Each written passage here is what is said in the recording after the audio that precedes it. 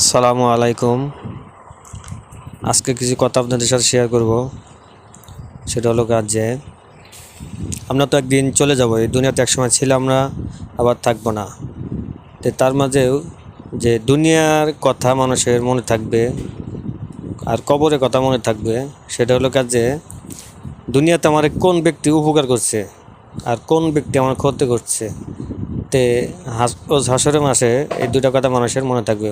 যখন কোনো ব্যক্তি উপকার করবে, আল্লাহ দুনিয়াতে এই ব্যক্তি আমার উপকার করছে, তাকে তুমি মাফ করে দাও, তাকে তুমি জান্নাত দান করে দাও। আবার কোনো ব্যক্তি জান্নাতে চলে যাবে, ওই সময় তখন খারিয়াতে বলবো যে আল্লাহ এই লোকটা আমার দুনিয়াতে অনেক ক্ষতি করেছে, ওনার জন্য আমি অনেক কষ্ট হয়েছে, ওনাকে জান্নাত দান করো না।